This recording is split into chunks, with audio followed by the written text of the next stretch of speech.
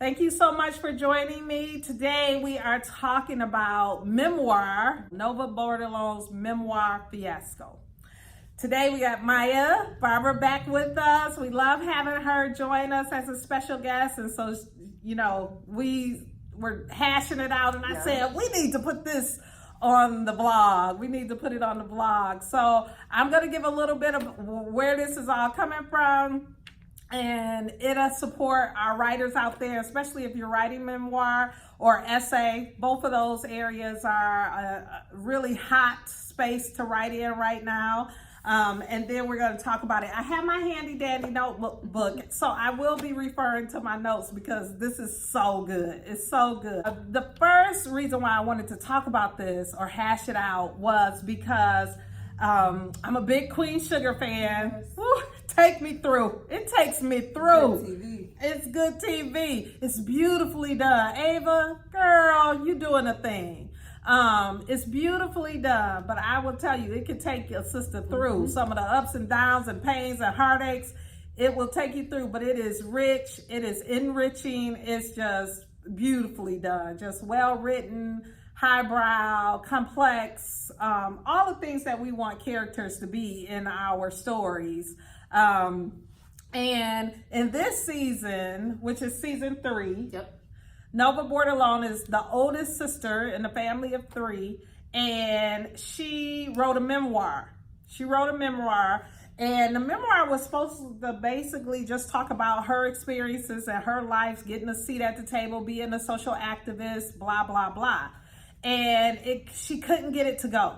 And she decided to start really diving deep into her family history and their experiences, being from New Orleans, being all the things that comes along. Up until the point where they are now. Which, by the way, this is spoiler alert city. Spoiler alert. So if you haven't watched season 3, you plan to watch QUEENSUGAR season 3, don't watch this. Yes. Go watch it and then come back and have a conversation. Put us in one of your playlists. Yes. And come back. Because we spoiling everything. We don't know how to keep a secret. So okay, listen. We're here to have a discussion. Yes, we're having a discussion. So she wrote the memoir, and the memoir sort of unpacked all of her family's business. All of her family's business. And that really got me to thinking about the definition of memoir. I am a person who you will learn years down the road, not today, but that experienced some very traumatic adverse childhood experiences. And I've considered oftentimes, would I write a memoir about it? People who know me or who have known of those experiences and been a part of the writing community have consistently said to me, girl, that's what your book should be about. You got a story. You need to write that book. And I'm always like, no, not ready. Not doing it yet. That's not what I'm doing. So when this whole season unfolded about Nova writing this memoir, I was very interested in this whole process. Although I will say in the second season, when it kind of hinted to where this was going, foreshadowed this experience, kind of thought Nova might be going off the rails a bit. Did she go off the rails? Just a little bit. Like you can see it. Yes. And what do you think in this third season? Did she drove that train right on off, through a couple of neighborhoods, down a couple of churches, rolled right on through some folks. And without a care. Like, it was just kind of like a complete, disregard for what her family That's a good thought. word.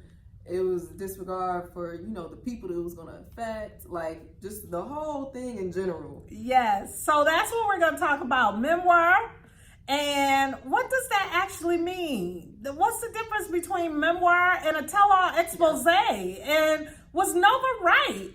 Did she own her truth in her pursuit of writing this whole memoir, this soon to be National Book Award winning? Or let her have it, her healing. Yes, to get her healing. Yeah. Was that worth the cost to get her healing? Well, we're going to unpack all of this. So I wanted to give you some definitions and some information that I researched just briefly to bring to this discussion.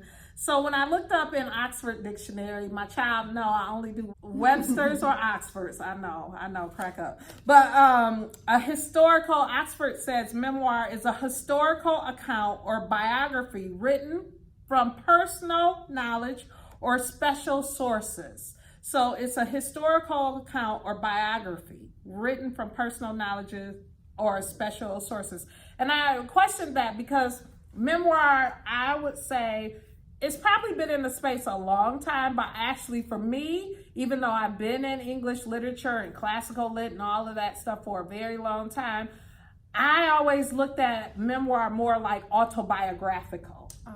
You telling your story of your life and everything. So this has been a great exploration for me because I did start writing some essays, women's essays, nonfiction essays, and I thought, I can kind of be in this vein. So this was great for me to learn even more. It almost was a God wink. Like I started writing these essays and God just sort of said, let's create a whole season of Queen Sugar to unpack this a little more for me. And, yes. So I wanted to give you, I follow Jerry B. Jenkins. He is the award-winning author of the Left Behind series. He sold over 1 million books. He is renowned. He is a Christian author, but he does write everything, but he is a Christian author. And he also has a Writers Guild, and he's done the Writers Guild for over 20 years. And I look to a lot of his resources because he's fabulous. So he put together how to write a memoir, a 4-step guide, and you can find that on his website, Jerry B. Jenkins, and I'll put it in my description. But it says, simply put, an autobiography is likely to cover one's birth to the present.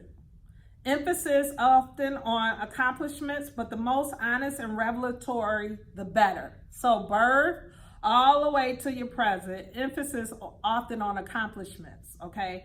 A memoir, so he's making the difference here. A memoir draws on selected anecdotes from your life to support a theme. That's the biggest difference. Memoir supports a theme. I'm gonna say that one more time. Memoir supports a theme and makes a point.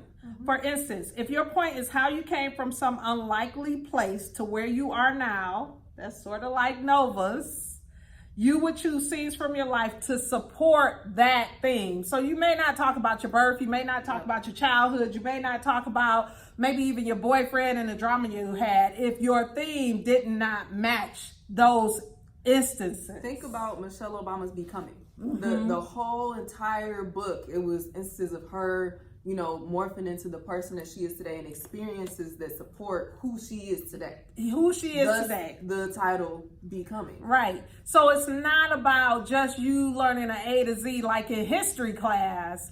This person grew up here, this person lived here.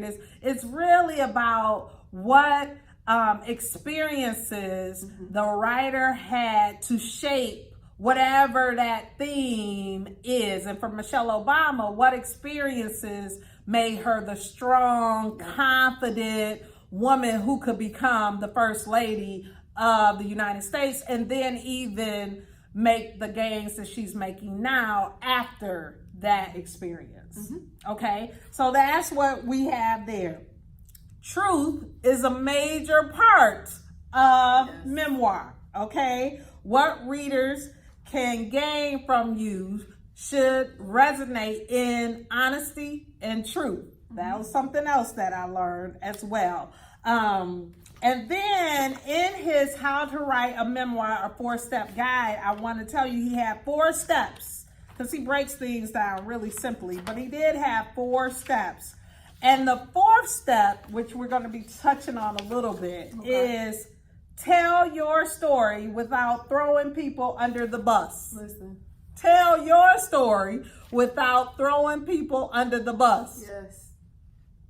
What you think about that? Just before we even unpack it, what you think about that? I feel like that's vital just because, I understand, and you know, some people think that certain aspects of whatever story it may be are, you know, needed to then push the story or push the theme. But at the end of the day, if you have to throw somebody up under the bus to make it that, it's not worth it. It's not worth it. It's so not worth it. Okay, now listen. This is a dialogue. This is a dialogue. And so I'm not saying, because, you know, I could be pretty prissy. You know, I can be very, very, you know, try not to be controversial, you know, but so I do have some other writings and pieces that I want to dive a little into as well with that. So that's just one piece.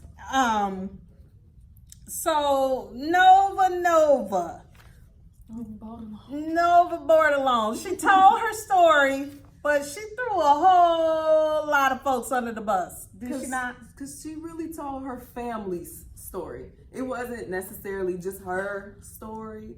It was her family's story over time, but like through her eyes. Through her eyes. Her family story through her eyes, which entails means that she really didn't have a lot of historical truth. Yeah.